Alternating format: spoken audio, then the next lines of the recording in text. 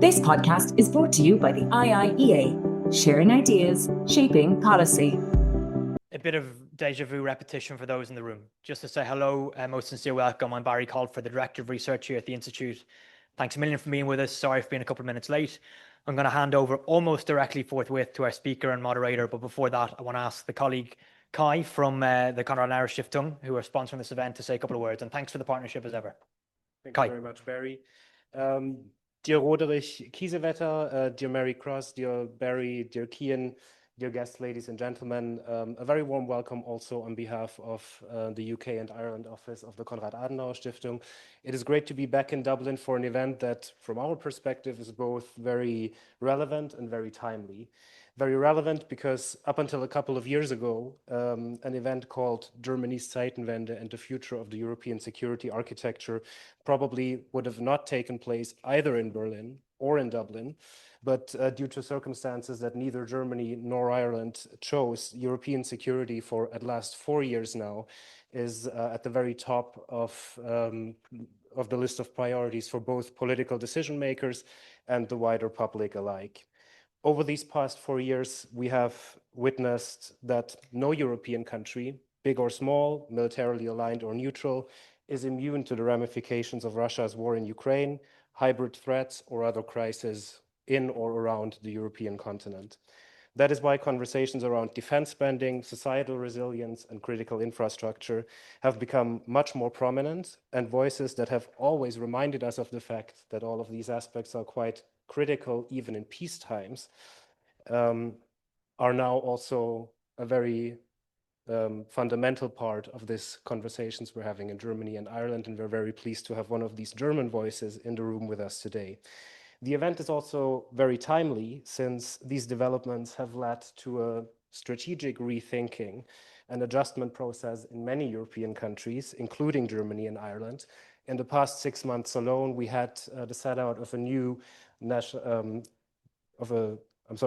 development plan defense, as well as the first ever national maritime security strategy in Ireland.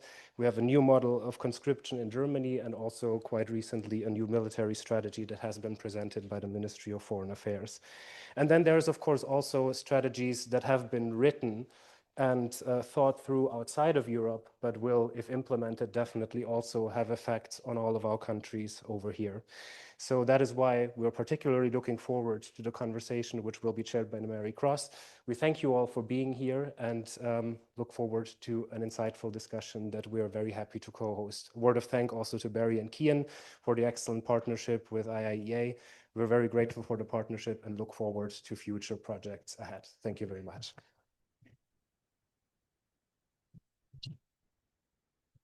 Thank you very much indeed, and welcome to this conversation and this important event with Mr. Roderick Kiesewetter, who's a member of the Bundestag, German Parliament, and former General Staff Officer in the German Armed Forces, but we'll have a little more detail later on. We're delighted to have been able to arrange this event with the Konrad Adenauer Stiftung of the UK and Ireland, and our collaboration has always been extremely good with the Konrad Adenauer Stiftung. Mr. Kiesewetter will speak to us for about 15 minutes or so, and then we will go to question and answer with our audience. To those in the room, as you know, you can ask questions by raising your hand, and a microphone will be brought. And to those joining online, you'll be able to join the discussion using the Q&A function on Zoom, which you should see on your screen. It's always appreciated if you could give us your name and affiliation when you're asking a question. And a reminder also that today's presentation and question and answer are both on the record.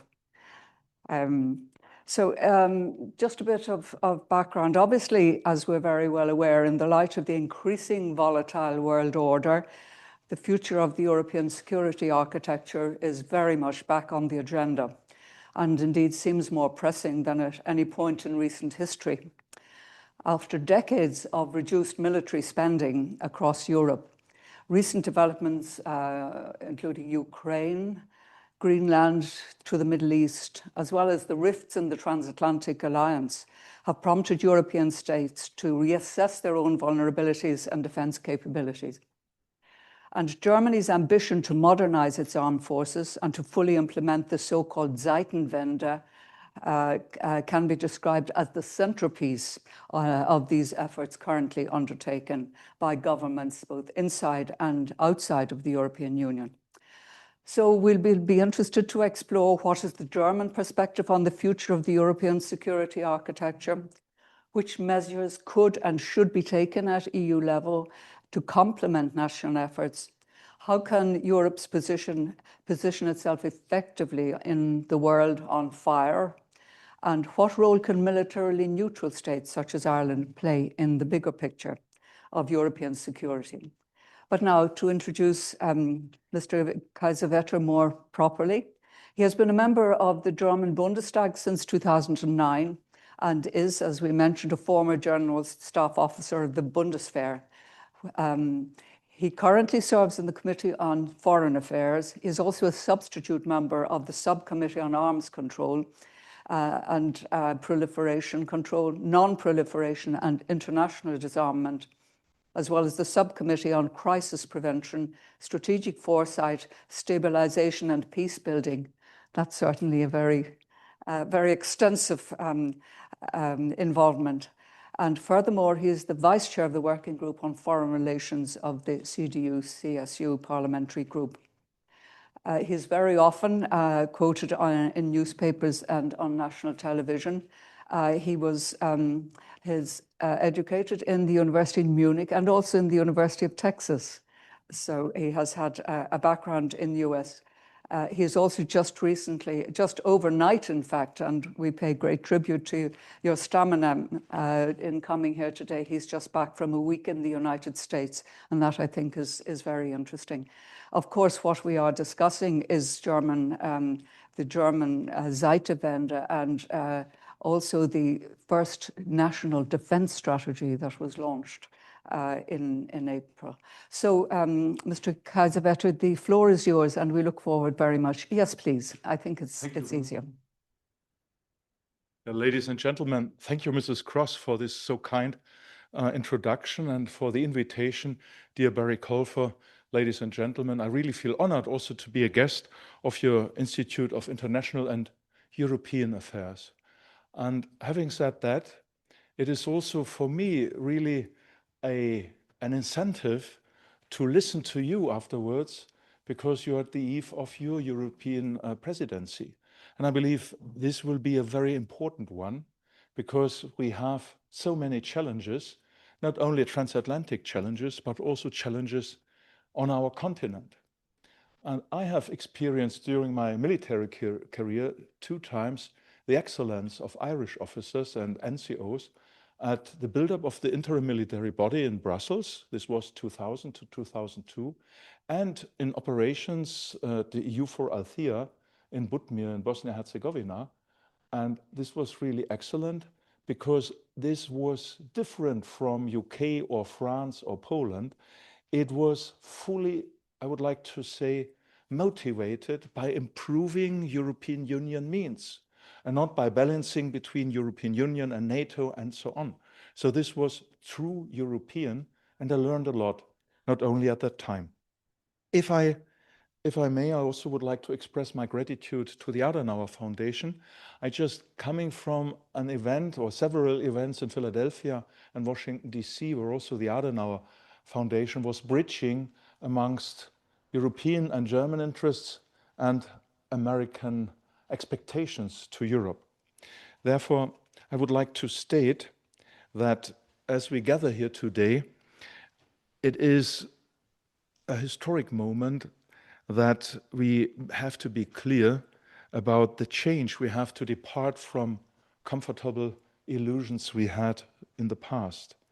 There are tectonic plate shiftings, and at least there is one which should concern us amongst ourselves. It's the question of how predictable and how reliable we are in our common cooperation. The unique selling point of the transatlantic partnership was this predictability and reliability for decades. And now we see a unique selling point of, on purpose, unpredictability, whereas we Europeans try to avoid a split, to avoid a partition. And I believe our mission is to tie together, to respect the different views of the single European Union members, but also to understand that we need a strong defense with the European NATO states, taking care for all of us in the European Union, and with countries who are neither member of the European Union or NATO, but feel themselves belonging to the idea of a free Europe. And to this idea of a free Europe, there is also Iceland, there is Norway, there is United Kingdom, and I also need to say there is Ukraine and there is Turkey.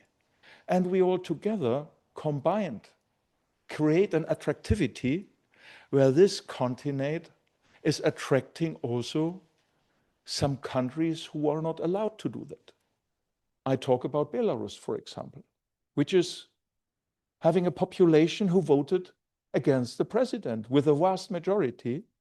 100,000 went on the streets, 10,000 into the prison, but they are under Russian humiliation. So we have to be aware that we have to overcome blocks and that we have to overcome blockades, that we are able to reform the European Union, that she is able to take in other countries who meet the conditions. But we also have to change our decision-making cycles and our decision-making procedures, and we have to make the European Union less bureaucratic and more pragmatic.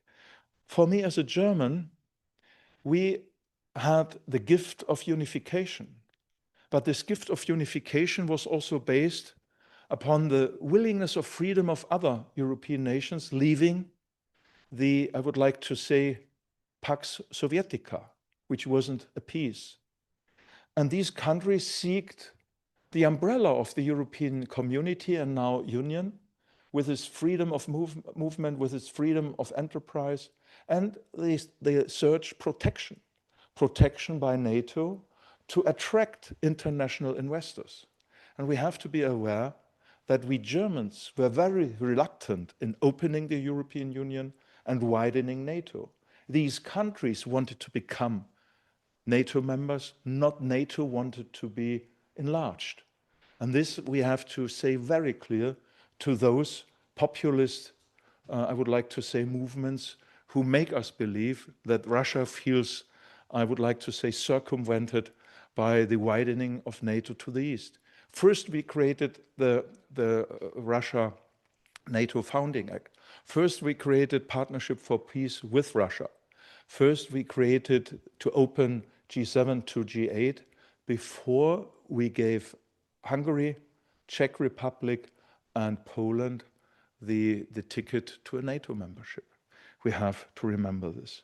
The era in which Europe could unconditionally outsource its territorial and strategic security to the United States also is irrevocably over. That is no longer a pessimistic projection. As of this spring, it is our operational reality.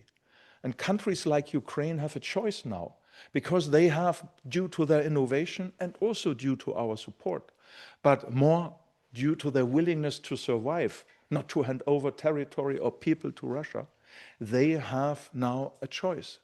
The choice is to become like a Polish style country or to become a porcupine, modern North Korea, being a pain in the center of Europe. Or they could be part of a Russian zone of influence if Russia prevails to be an imperial and colonial country. For us Germans, we have also to learn our lessons. Our lesson after World War II was never war again, never National Socialism again. But the countries we devastated, we destroyed, like France, like Poland, like Ukraine, the Baltic states, these countries have drawn another lesson from history. They didn't say never war again, they said never defenseless again. And the step we Germans have to do is, if we never want war again, we must not be full of hubris, as we sometimes have been in the past. if we never want war again, we never must be defenseless again. And I believe this would finally bring back Germany to Europe if the other countries see we are not something more pacifist and therefore better than those who defend themselves. We are now in the core of the logistics of Europe. We are the interface of incoming troops from countries abroad, also from countries like Canada or United States, going to the eastern flank via Germany. And therefore we are in the focus of Russian hybrid warfare. We are in the focus of Russian cognitive warfare. Last year we had nearly 2,000 drone overflights attributed to Russian ships in the Baltic Sea and North Sea. Drones with a bandwidth of 2.50 meters. Drones with some sensors on their frames. But we do not know what's their purpose. They are shaping the battlefield. They are trying to increase reconnaissance over German critical infrastructure. But we calm down our population not to inquire them. Therefore, it's a task also for parliamentarians, not only for the secret services, to preach the public that our freedom is not without costs. We only can safeguard our peace, freedom, and self-determination if we are agile, resilient, and bound in partnership, bound in alliances. If we give up alliances, or if we allow others to split our alliance, the adversaries will win. Therefore, it is up to us Europeans to understand the national security strategy and the national defense strategy of the United States. Their first priority is their homeland, understandable. Their second priority is the Indo-Pacific, very helpful for sailing nations like Ireland or trade nations like Ireland and Germany. Their third priority are areas of interest, operations of interest. And this is questionable because Europe is on priority 4, and on priority 3 seems to be Greenland, Venezuela, Cuba, Canada, Iran. I agree with Iran because Iran has increased and accumulated the violation of international law in preparing a nuclear weapon, in having already long-distance, high-precision missiles which could reach Europe, in threatening Israel with Hezbollah, Hamas, and Houthi. We can discuss about that. I know the very difference there between the public discussion here and in Germany. But nevertheless, Iran is a threat for Europe, and we should think about that. And it was a mistake, I may say that publicly, because we are debating that publicly, that in Germany some are saying that's not our war. When the people look to the gas stations, they see it's our war. And it is also our war because Iran has closed the Straits of Hormuz. As nations depending from trade, we need free sea lines of communication. And therefore, we have to find ways to reopen these ways. And we have to debate the means. And we Europeans shouldn't only focus on the Gulf. I'm so grateful to the Irish nation that you are supporting the independence of Ukraine. And we need then, being priority 4, to set our own priorities. And that's to contain the war of Russia, China, Iran, and North Korea against Ukraine, and to give Ukraine a choice. And therefore, we should not foster those forces who would like to see a fracture of the transatlantic bridge. But we should be aware that within the next 3 years, we should avoid this fracture. And this fracture will not start from the European side. Therefore, we have to be strong and attractive for a cooperation with the United States that they see. There might be a common market of nearly 1 billion people. If you include Canada and Mexico with NAFTA, United States, and us, Europeans I just mentioned. I believe that with the announced withdrawal of US troops is not so bad because we hear that they will transfer these troops to the eastern flank. So that's fine. What is scaring us more is the deep precision strike deficit. Sorry for a German. For the deep precision strike deficit. Russia has engaged nuclear weapons in Kaliningrad with a range reaching London, Berlin, or Paris within several minutes. And we abstain from a conventional reaction, not to speak about a nuclear armaments discussion, since 2016. And there was the idea that the Americans bridged the gap until we Europeans have closed it by 2030. And now America is abstaining. We can debate the root causes if you so wish. However, we have to come to grips, and therefore our defense minister visited Ukraine this week, also with the purpose to find potential joint ventures in this context. So what we really need is to rely on the nuclear umbrella of the United States. It's second to none. But when we talk about predictability and reliability, this must not be unpredictable, because then discussion raises of a European nuclear armament. But who should decide upon that? We don't have a European president. We rely on the wisdom of the advisors of the American president in this context. But if we Europeans should do that, how? So as Germans, we have an interest to keep this nuclear umbrella and this nuclear promise, but we have to invest in air defense against all types of war and in also high precision, long range missile capacities. And having said that, our civil societies must be aware that the war is not the classic military one. Russia is conducting this war militarily. We see this every night and every day, but also hybrid civilian against hospitals, churches, nursery schools, power stations, waterworks, and so on. They are trying to convince the Ukrainian people to give up their country, to flee, to give up their identity. And we couldn't afford that they grab first Ukraine and then continue with small countries like the Baltic ones or Moldova or others.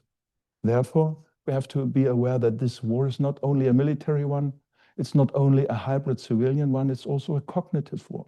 So we have to confront our population with these threats and to educate them, but to give them a choice. We cannot regulate from the state what you have to know and what you not have to mention. They have to be selective.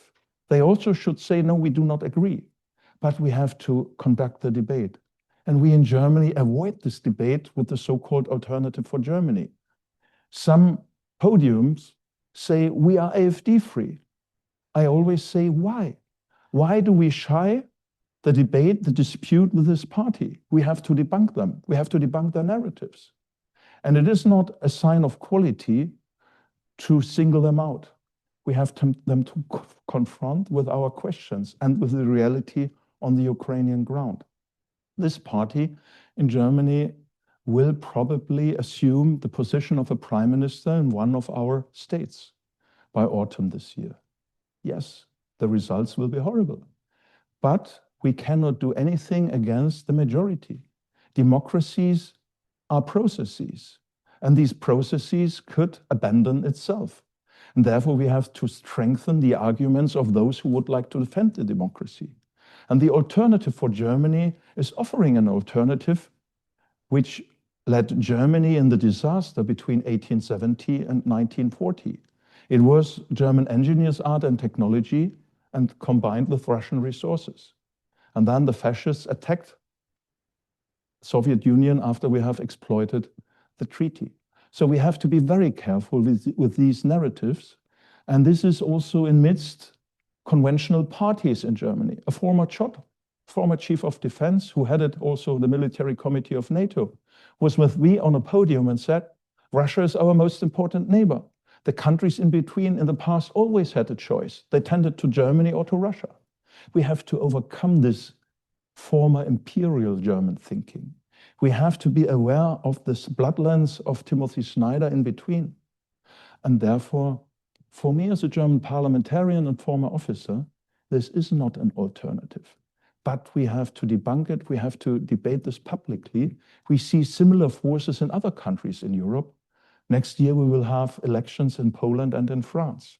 Therefore, to come to an end, I see that Germany has to assume a role, a hinge function, to make clear the Eastern European countries the security threats of the South in the Mediterranean, migration, climate-induced migration, nutrition failures, and many other issues which are not bind to military ones.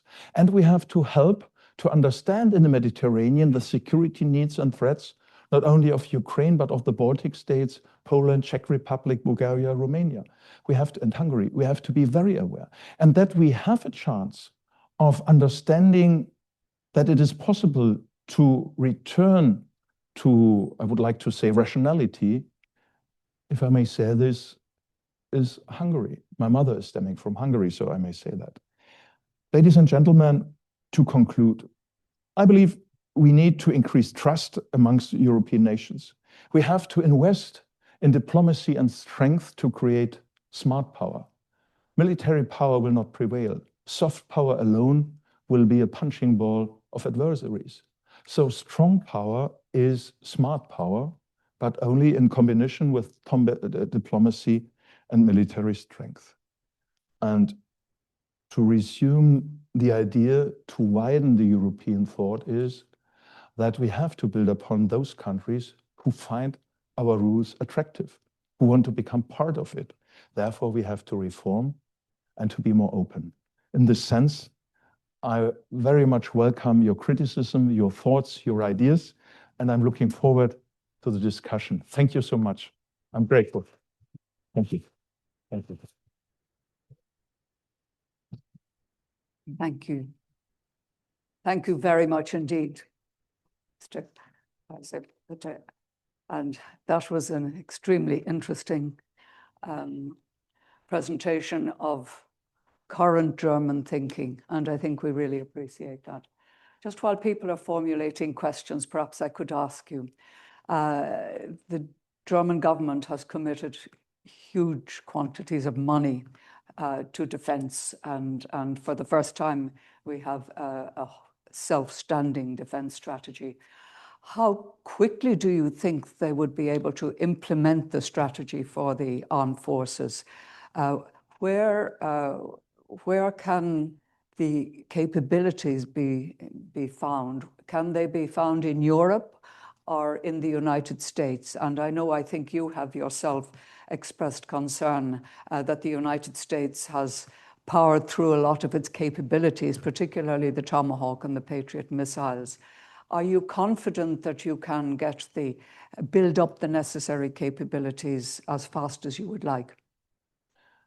Yes and no, to be honest. Well, it is not a question of, I would like to say, budget. We have increased our defense budget from about 35 billion euros in 2050 to 50 billion euros last year and 80 billion euros this year. And we will invest annually 150 billion euros for defense from 29. But, and this is the point, and you mentioned it, the industry might be capable, but the processes are very slow, including the processes of certification of the different armaments goods. Second, the timelines. Our defense minister mentioned the German army to become war fit. He said kriegstüchtig, which caused a lot of concern in Germany, means to be war fit by 29. This is very eager, but the timelines for the defense strategy you mentioned is up to 2039. And to reach the 5% share is with 2035, we try to reach it by 2030, so 1 year later. And the conscript army is not existing. We have a volunteer army, and probably this will not suffice. So my prognosis is that we will have a conscript army by 2029, 2030. But the key concern for myself is that if we wait to install, fully implement our national defense strategy by 2039, it is too late, because Putin will explore the next 2 years prior to our war fitness in 1939. And he will show that NATO is not willing to defend itself if they grab some square kilometers of, I would like to say, close neighbor countries of Russia. Then the question is, will the Americans invest their security for ours? And will countries from the south in Europe be ready to defend? So we have to really strengthen our vigilance and resilience quicker than 2039 or 29, so that Russia accepts the right of existence of all its neighbor states. But it's not only a question of budget, it's a question of strategic culture and mindset. There's still work to do, not in the military side, but in the civil society, to accept these huge amounts of money. Thank you. Yes, indeed, a lot to be done. So I have some questions. I have Roland. Yes. Roland Tynan, I'm a filmmaker and a member of the Institute. First of all, I'd like to thank you for a fascinating presentation. I fully agree with you. We must defend Ukraine and we cannot let Russia succeed in what is one of the most egregious violations of international law in recent history in Europe, the illegal invasion. And I do think, it's all about international law. And I think defending Europe, as you've said, is all about smart power, the effective unity or unifying hard power and soft power to inspire the peoples of Europe to recognize that we must defend the values of Europe. But the most important value, and I think a lot of people in Europe, I think the overwhelming majority would share, is respect for international law, for an international rules-based order where we eschew violence and so forth. That's why I was very surprised when you talked about international law being violated by Iran. Now, I think the regime in Iran are egregious, killing their own people. But the reason petrol prices are very high at the moment, causing pain throughout Europe, increasing raw material costs, is a direct result of the illegal invasion, the illegal attack on Iran by the United States and Israel, instigated by Israel. Prime Minister Netanyahu has spent decades trying to get an American president to do that. He succeeded with Trump, because every other president recognized they'll close the Strait of Hormuz, we'll have an economic crisis. We are now facing potentially a serious world recession because countries considered allies and partners have broken international law. Now, I would argue, and I will put it to you, that unless Europe is prepared to set hypocrisy aside and defend international law, particularly, for example, in relation to Gaza, where an ongoing genocide is taking place. The International Court of Justice has said Israel is a plausible case of genocide to answer. So therefore, how can we have smart power unless Europe is prepared to really defend international law, to inspire the people, to unite the peoples of Europe to defend international law? And that means we must face up to what's going on in the Middle East, because Israel is a primary cause of instability because it refuses to make a just peace with the Palestinians. And that creates the oxygen which allows Iran to further destabilize the Middle East. So to me, there was a great big gap in your presentation, and I'd really look forward to your reaction to that. Thank you very much. Yes, Mr. Tyner, I'm really grateful that you give me the opportunity to explain the German position on that. And I don't want to go back very far in history, but I have a different perspective than you on this, and I might explain it. First of all, I see the word of genocide as a German, with your permission, a little bit different. We Germans have the responsibility for a genocide against the Tsigan people, against the Jewish people, and against different groups in Europe who vanished from existence and from the map. So there is a certain sensitivity and a certain responsibility from our side, but we differentiate between the Israeli government and the Israeli people. And we see a huge split within Israel. I was for more than 10, 12 years the rapporteur on Israel and on Russia. Now I'm the deputy rapporteur, but it doesn't matter that I have a personal conviction.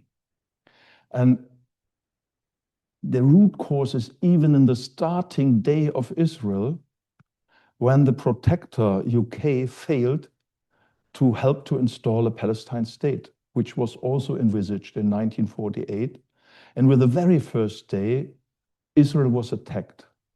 And one of the big failures of history was that the Arab states failed to include the Palestine brothers, who are Arabs themselves, in the societies of the receiving countries, also being some of them quite artificial, drawn by a ruler in a double sense.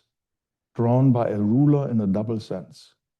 And therefore, the Palestine people were the scapegoat for decades of the unwillingness of Arab states to come to grips with that what United Nations failed to produce, and what Israel, as the promise for decades and the result of the Holocaust committed by Germans, have tried to achieve.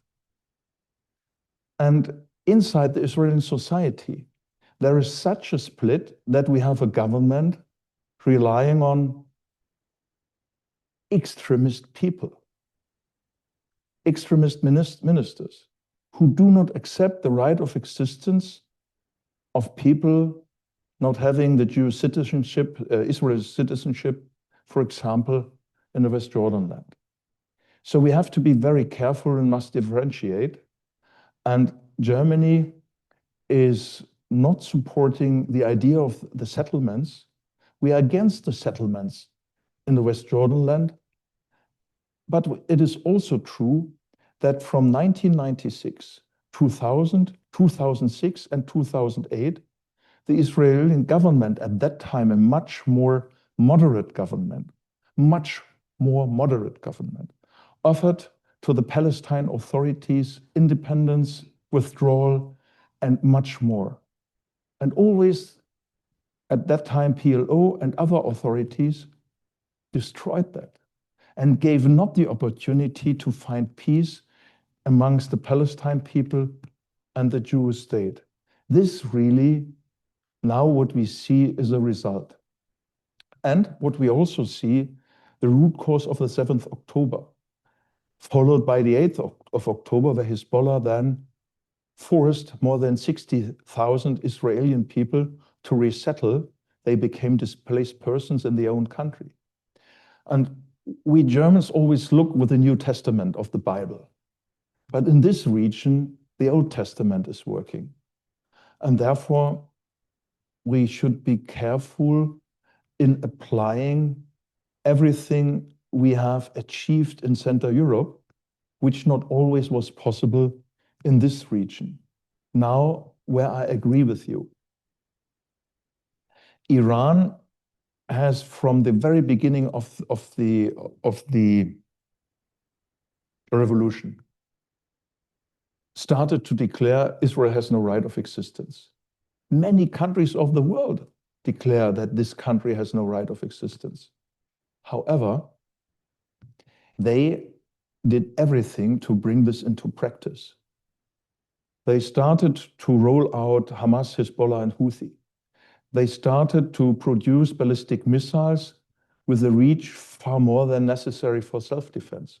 And they started already in the mid-90s a nuclear program. And I remember very well the year 2011, when one of the ministers of the Israeli cabinet walked through the floors of Bundestag and Ministry of Defense, Chancellery, and so on, and asked to support a preemptive strike against the nuclear facilities of Iran, and we denied. And even the United States does. And then we started this process of the JCPOA on purpose, E3+3, and we failed because Iran betrayed us. And at that time, there were no attacks from Israel. They came later. So in the end, we have to walk and talk with the Israeli civilian society. We have to make clear the status of Jerusalem. We have to make clear that it is so important to return to Oslo, to find ways. And we have to, sorry, I have to be brief, will be very brief, but we have to encourage the Palestine authorities to finally hand over their authority to younger people who are democratically respected and democratically elected. The last elections decades ago. And we have to press Israel to enable these elections. So there is a huge way to go.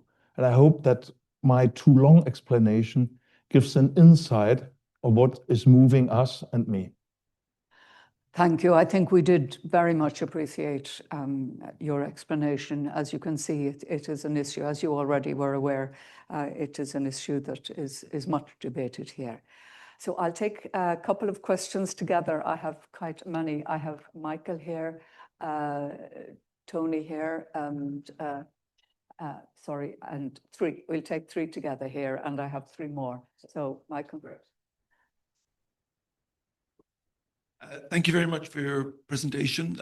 Michael Doyle is my name. I'm member of the Institute, former European Union ambassador.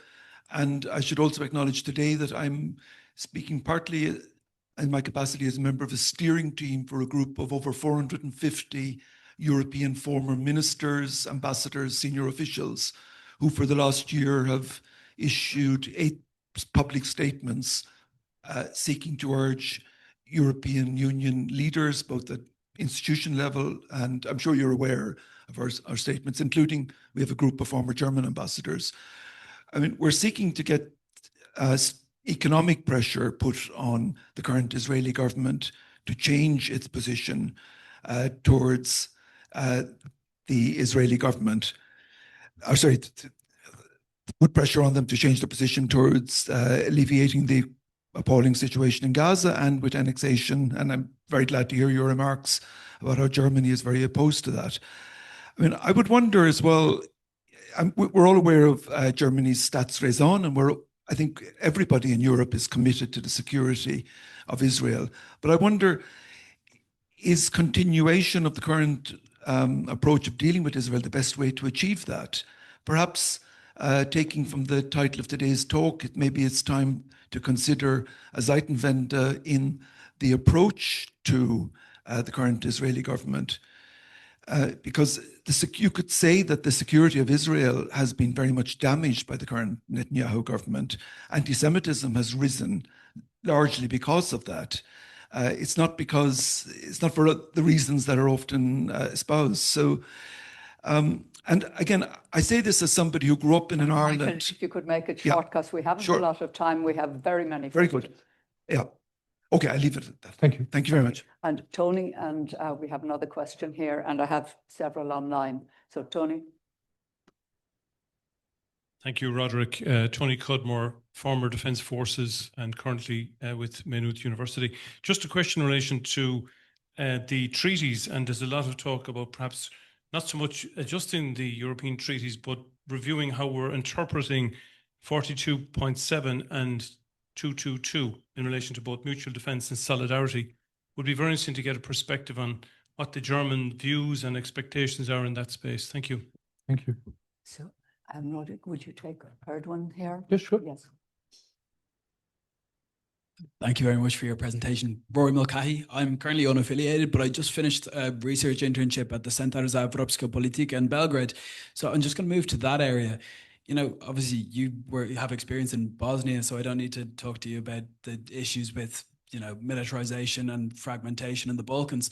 But at the moment, what we're seeing is candidate countries and European member states with Croatia, Albania and Kosovo and their military MOUs that they've signed. Obviously, there's a lot of rising tension there between those three countries and Serbia. So does Germany, or are there any EU perspectives, do you think, on how we can maybe alleviate those tensions between candidate states and current member states? Thank you very much. Three very different ones. Yes, yes. Well, due to the fact, Michael, that I already have elaborated on the German stance on Israel, I would like to say a Zeitenwende approach within Israel, the Israeli society. It's not, we don't need a Zeitenwende in our approach to Israel, because we are very clear, and our foreign minister and our chancellor have been very clear to Netanyahu and to Saar, the foreign minister. We have a very close cooperation between the armed forces. We learn a lot from Israel regarding technology and to bring innovation to practice. On the other side, we see also what atrocities do with a society. And we have to understand, if you have a feeling that Holocaust comes back, that the international community was unable to protect Israel from this attack from the Gaza Strip, that hundreds of millions of euros, especially from Europe, therefore I say euros, not dollars, were invested in steel and concrete, but not in schools and hospitals and universities, but in bunkers and missiles. So the international community, UNRWA, and other United Nations authorities failed. They blamed Israel, but nobody looked behind the scene in the Gaza Strip, under the scene, dozens of meters beyond the ground. Where has all the international money gone? The European taxpayers paid for United Nations and for the Gaza Strip. They were paid in inflaming the people, in writing school books where Israel was the enemy. So we have to be very careful to have a balanced approach and not only see the failures, the big failures on the Israeli side, but we have to see, I would like to say, the mistakes committed for decades on the international side. And Germany always tried to balance. We voted with Palestine to change the texts, to mitigate the text. We voted with Israel to strengthen them. So both sides attacked us because we walked between the lines. We tried to mitigate. We were isolated from some European countries who scapegoated us to be aligned with Israel. We are on the other side, we were attacked, not attacked, but we were provoked by some Israeli forces who said, you are always voting with Palestine people. So we tried to be not in between, but to bridge, to mitigate. And this, I believe, will also be our approach for the future. And Zeitenwende, I would like to ask the United Nations to do that, and the European Union to have a better oversight.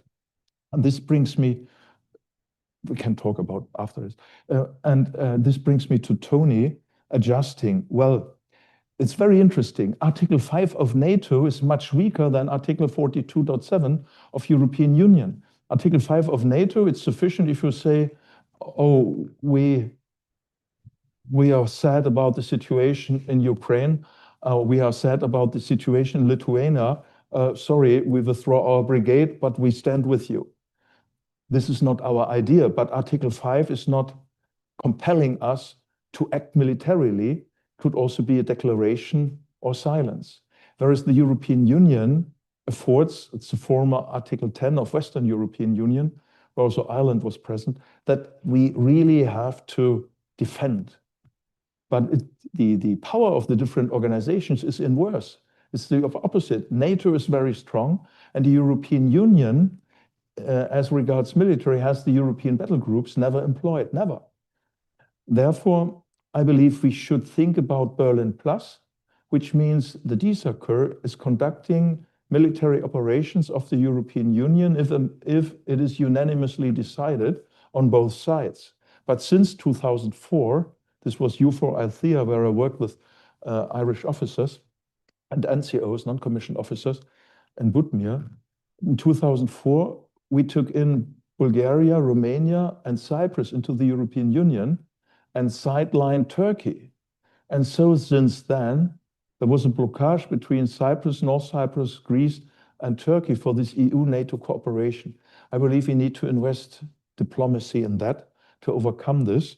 But in case of America is drifting away, or Trump is saying, I leave NATO, then we have to do everything that 42.7 is credible and offering a credible substance for mutual defense. As regards Western Balkans, well, I believe the approach we had in delaying will not help.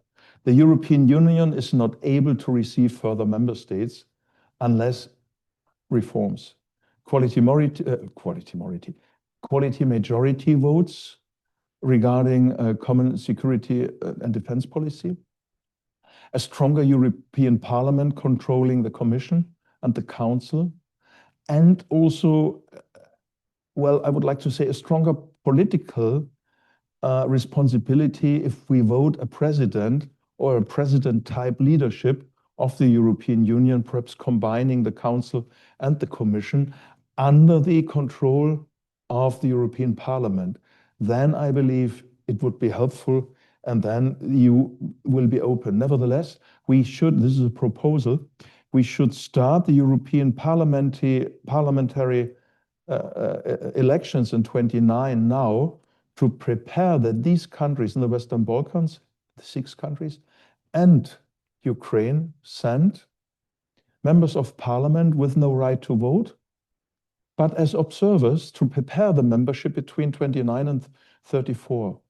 Perhaps this might be an idea as well for your presidency to open the elections in 29, to walk the lines. And another idea that countries who bring in agricultural power are not seen as a hamperstone, but as a catalyst. For example, Ukraine could act as a nutrition provider inside European Union for the MENA region, which European Union cannot. And so we would not burden our farmers, we would help our neighbors to overcome deficiencies in nutrition failures. Thank you. That's an interesting idea that we have not heard before. I have 2 more here for the moment, and I must go to we have many on the website, and then we'll do another round. So Derry, and you're here, and we have one on then I'll come back, Vincent, and Cian down the back. Derry Fitzgerald, I'm a member of the Institute. I'm coming from a military background, and I'm a member of the European Security and Defence Committee here in the establishment. My question, in fact, you have just answered it, was dealing with enlargement and how would you address qualified majority voting in that. Could you comment on the recent US decision and the impacts of the decision to withdraw American troops from Germany, and a decision on some weaponry that they were no longer going to provide? Thank you. Yes. Thanks, Derry. Just here then. Yes. William Mulligan from University College Dublin. Recently, there was some discussion in the French press about extending the French nuclear deterrence through Europe. I was wondering if you could comment on German perspectives on that. Thank you. Thank you. And I have one more question online, if I may. Edgar Morgenroth, who's the Associate Research Professor in University College Dublin, asks, what concrete actions is Germany taking to make Russia stop its hybrid war? That's a tough one. Yeah, thank you very much indeed. Those online wait longer and cannot be seen, so I would like to answer what Mr. or Mrs. Morgan has raised. Well, the main issue of hybrid warfare is to be debunked, to make it open. Who was it? To attribute it. But we are law states, and therefore it might take some time. But then we have to really inform the media and via all channels what it was. For example, Vilnius and Warsaw, the arson attacks on 2 malls were attributed 1 year later to the Russian GRU, the military secret service of Russia. So it takes time, but we have to attribute it. Second, we need to inform in schools. We need to educate young people, and we need not a state-owned knowledge management to promulgate, because that could be framed as propaganda. We need a top-down approach from churches, from unions, also from NGOs to advocate for an open debate about this hybrid warfare. And hybrid warfare, I see in combination cognitive warfare, fake news, disinformation, but also the sabotage acts. And what I also would like to underline is that we have, especially for the younger people, to assess what is truth. The state is not owning the truth, but it is a difference if I have an evaluated, either falsified or verified scientific fact, or a simple statement, a lie, or on purpose fake news. So we have to debunk, we have to unveil, we have to make clear the sources. People have to be aware what are the sources of that, what they name and frame as information. So it deserves much more endeavor. It's not so easy. Then, as regards the nuclear, Mr. Mulligan, where are you? Yes, thank you. The nuclear deterrence. Well, France, in its approach, is the representative of the embassy still present? Yes, thank you, thank you. So it's better for you. But as a German parliamentarian and as a partisan of and former knowledge of the nuclear planning group of NATO, I would like to say that we need to think about a nuclear European deterrence behind the scene if the Americans give not the impression to be completely reliable. And what is the need for nuclear weapons? Today's perceived employment of nuclear weapon is the threat. Finland and Sweden were nuclearly threatened by Russia when they asked to join NATO. Bulgaria was nuclearly threatened by Russia when they handed over hundreds of thousands of old Soviet-style howitzer ammunition.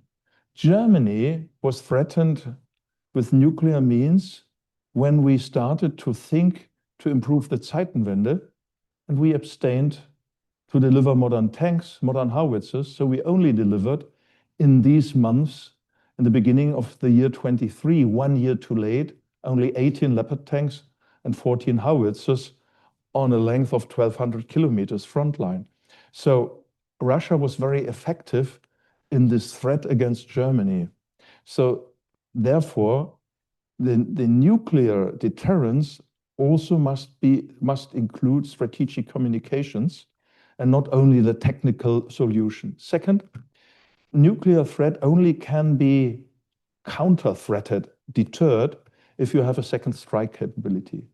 And this is the question how we Europeans create a second strike capability, whereas the force de frappe is only and solely oriented on the French area of interest.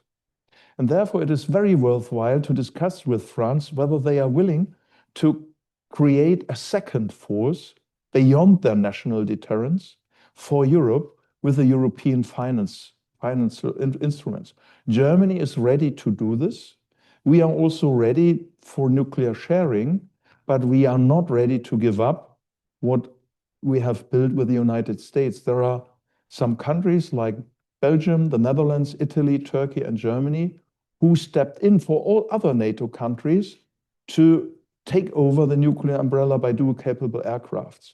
And we are ready to do this if conditions permit, to do this with France or any other European who aligns with the rules, our common rules, be it in the EU or in a European NATO. So we welcome this NATO effort, and we welcome also that United Kingdom would like to refurbish its own means. But we have to understand that we need a European deterrence and a second strike capability, which also could be conventional with high precision, long distance conventional missiles, for example, combined. But will never replace nuclear deterrence. And as regards the withdrawal from Mr. Fitzgerald, where is it? Sorry. Yeah, thank you. Derry, yes. Sorry. Well, it wasn't a surprise because the buildup of US troops in 2022 with the Stryker Brigade, 5,000 personnel, was due to the threat against Europe, and there were already installations in Hohenfels and Grafenwöhr. Up to now, it's completely unclear what might be withdrawn, whether it is Air Force from Ramstein, whether it's the Stryker Brigade or anything else. But what I've got in DC this week is it will be transferred farther east. So it is in our German interest that the deterrence farther east in Europe on NATO soil is improving our deterrence. And this, I believe, our deterrence posture. And I believe we have to welcome this. What disturbs us is the denial of Tomahawk, or let me express it this way, high precision, long distance missile capability. This is opening the doors for Russian increased threat.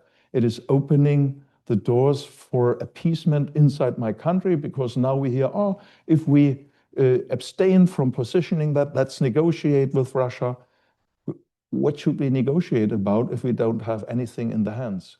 And Russia has not taken the European hand of the Secretary Stoltenberg, General Secretary, in 2017, when the NAC, the NATO Council, declared we will not arm, neither conventionally nor nuclear. We will not respond to the nuclear threat and the breach of the INF Treaty. So I'm concerned of the withdrawal or of the non-positioning of these weapons, but I'm very grateful that the US troops go more east. Thank you. And I think we had an announcement in the last few days that they will not send the rotational 4,000 troops to Poland. Are you concerned by that as a kind of gradual withdrawal of troops? Yes. To be very honest, and I've written a book about that, we see inside the Republicans two different positions. One is the classic Republican transatlantic posture, and the other one is to align with a portrait of Russia which is not mirroring the truth. What do I mean with that? Putin and some people in his environment are believing to convince Russia to give up this war by having Ukraine in their zone of influence also in the future, but by leaving the embracement of China and cooperating more with the deal-making authorities of the United States. I believe this is a complete failure and a misunderstanding of the Russian imperial and colonial character. Yes, that's a frightening assessment there. I have two more. Are you still, you haven't run out of? No. I'm very grateful for your questions. Yeah, Vincent, and one here, and I have one more online. And could you just give me an indication of how many more, Una and Kian? Yes, we have two more. Oh, let's take them all. Also, if they have some. I have to leave by latest 2:30. 2:50, latest 2:50, very latest. Oh, well, I'm afraid it is. But this should not invite you. Yes. But I'm ready to take your questions. Really, it's so very brief motivating what you are asking. And maybe we'll have to make this sadly the last round. But I don't want to destroy your break. So, yeah. Vincent. Yes, thank you.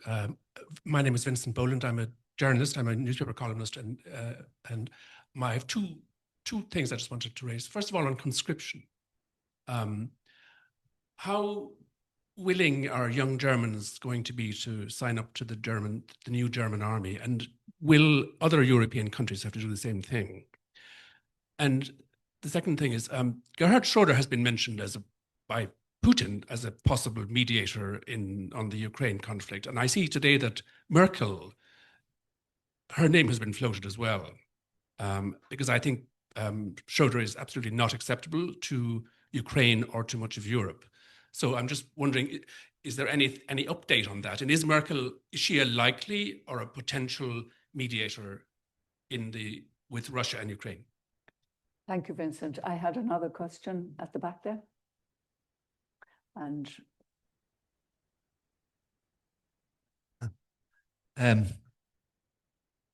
put a gesture towards good neighborhood style diplomacy, like a recognition of Russia's role in the defense of the world in World War II, or from the EU, or a request for dialogue through Ireland from the EU towards Russia. As Russia says that it is always open for dialogue, could that be a possible route towards peace and trade? And could you describe in brief the Russian threat? The Russian what? Threat. What is Russian? Brett, sorry. Sorry? The name of the last question for Roderick. Yes. I'm sorry. I'm quite nervous. I'm new to this. My name is Kevin O'Reilly. I'm a semi-skilled European citizen. Okay. Yes, and just very briefly, Una and Cian then, very briefly.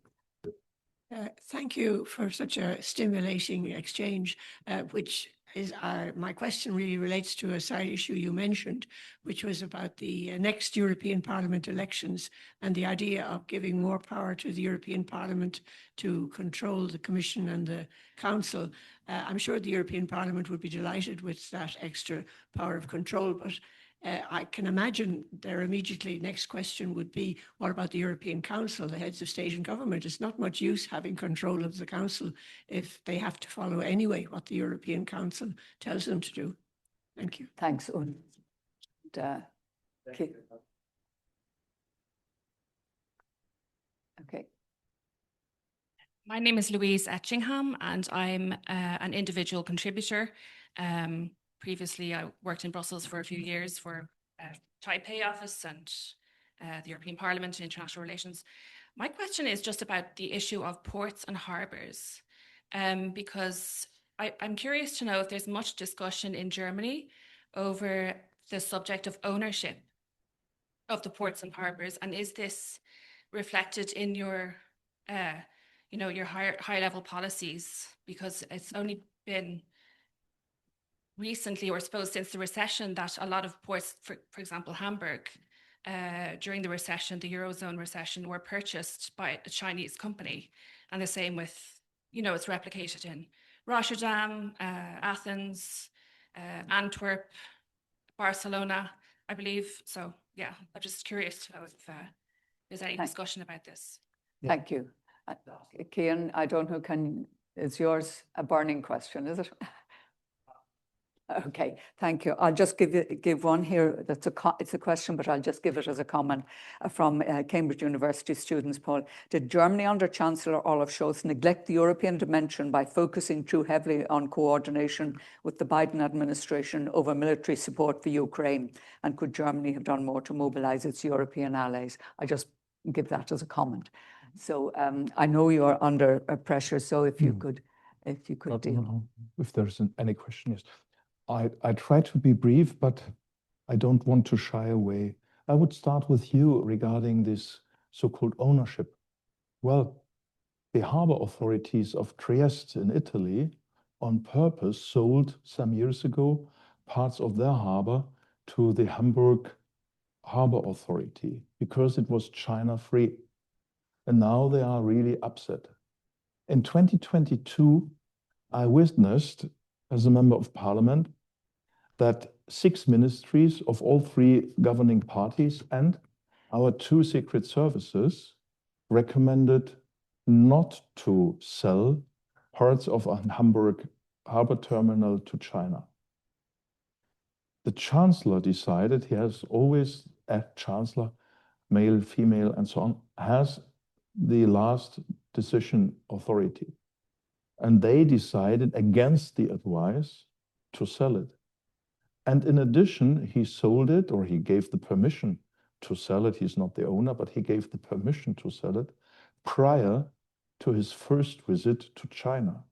So as an introductory bill, and it was not awarded. The great industrial nation Germany received as a reward during the second visit of this chancellor permission to improve exportations for parts of pork and apples, and not protection for IP. So even if you have all the necessary advice in the country, the head of state or government can make decisions who are not fully supported by those who give the advice, whereas they give the advice on actual knowledge, on verified intelligence. This is also a weakness and sometimes a strength of democracy, if an advice is completely in the wrong direction.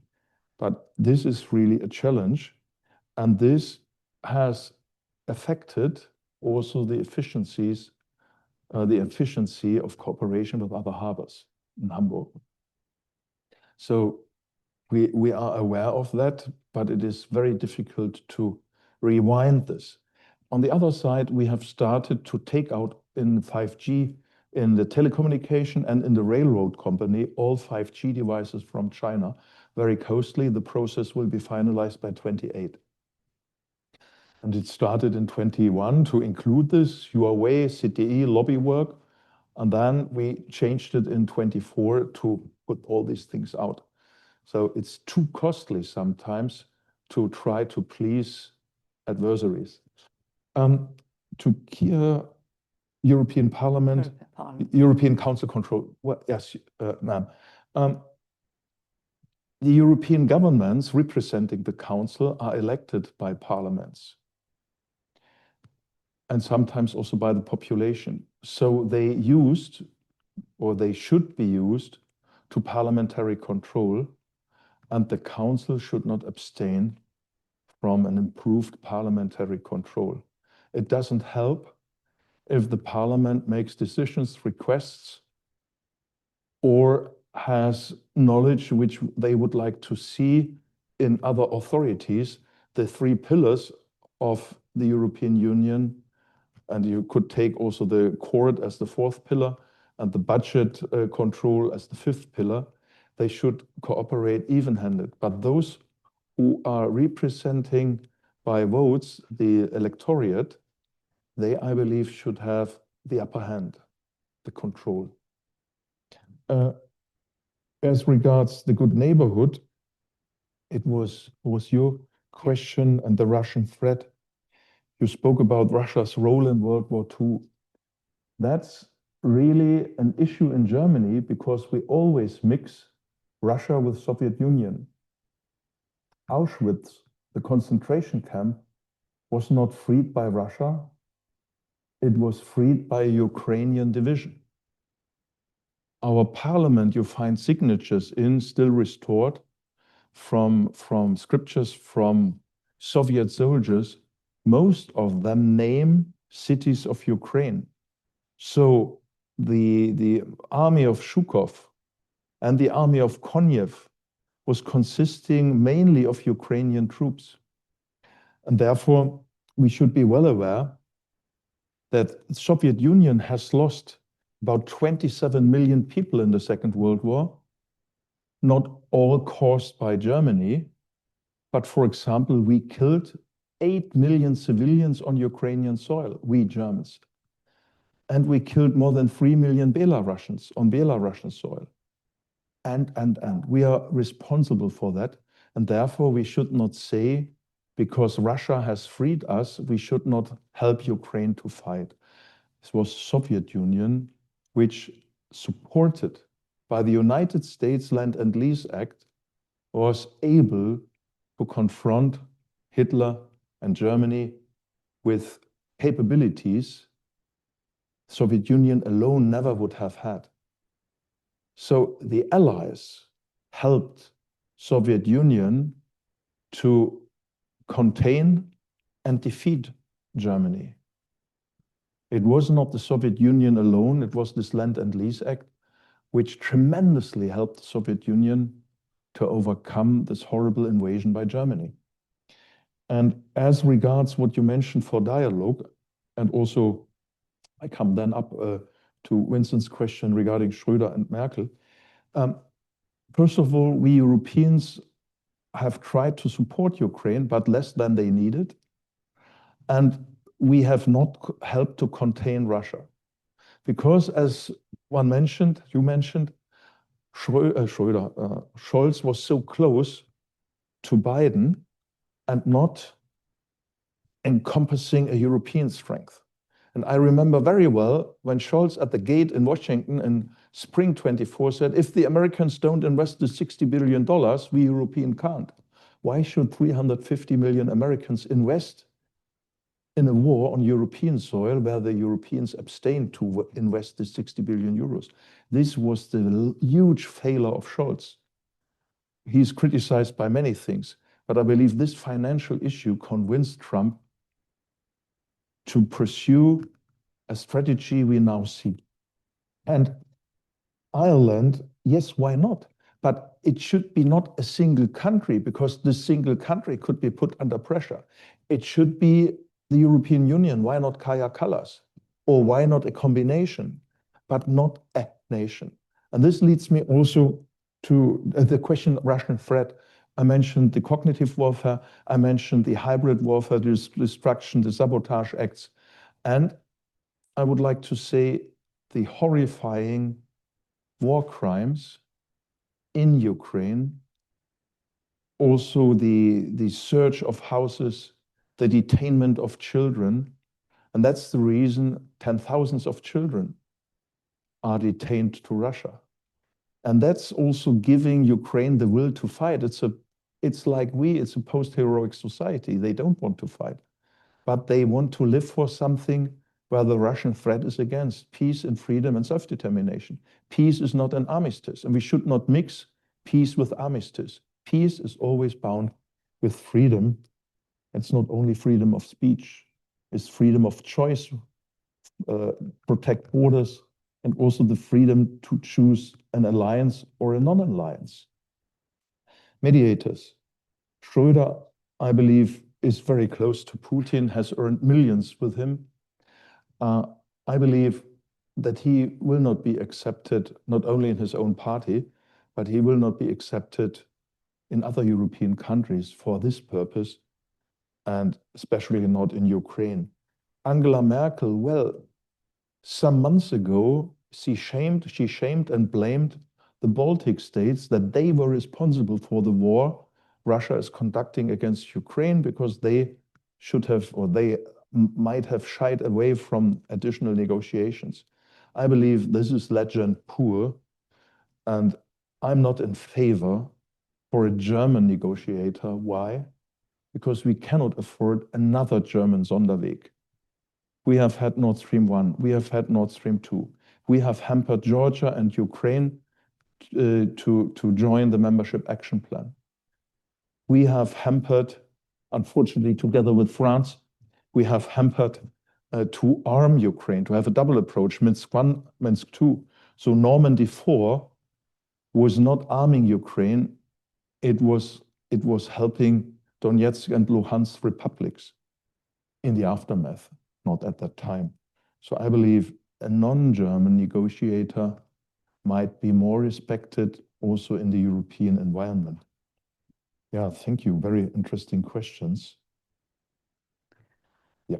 Yes, they are. You've mentioned 250. I don't know if you have room for one more from Kian, who has been... Max, one more? Can I afford one more question? He's my brain, so when he says yes, I can. Yes, Kian, please.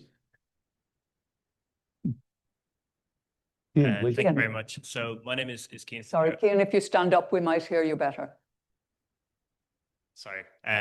My name is Keane Fitzgerald. I'm a senior researcher here at the IAA. I was hoping very quickly if you might comment on the future of the FCAS program, the Future Combat Air System, the joint German-French fighter jet system, and just your own perspective on, given the significant delays and the disputes between France and Germany over its progress, whether you think this may jeopardize future joint European capabilities and increase Europe's dependence on American provided capabilities. Thanks.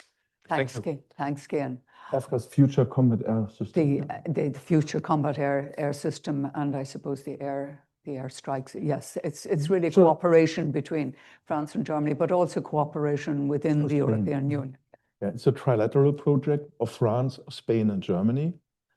And from the basics, from the fundamental idea, it is a great program and project to start the 6th generation fighter aircraft in Europe. The question is a fair burden sharing and a fair sharing of innovation, and to bring in the different supply chains. And such a project is valuable for all countries if they have a relevant work share. One of the three is demanding in the meantime up to 80% of the work share, which will not help the national supply chains into other countries. The idea is necessary. And the project has not only the idea of a fighter aircraft, it is also the question of unmanned aerial vehicles. It's the question of a cloud. It's a question of decision-making, of assessment, of situational awareness. It's a portrait of modern 30, 40, 50, 60s in Europe. And it is under delay, and it is under competition. There is Sweden able and capable to develop something on its own. There's UK with Japan and Italy developing a, I would like to say, competitive model. And there is Germany having still a unique industry and ecosystem, but which cannot afford a small work share. And there is a country being a nuclear power needing a nuclear carrier as well, a nuclear capable aircraft. And to combine all this, it shouldn't be only a political project where the political pressure is quite high. It should be also a project of the armaments industry, which helps to develop mutual, balanced, fair approaches. And this, our industry is not feeling. It's not only a question of figures, it's also a question of conduct.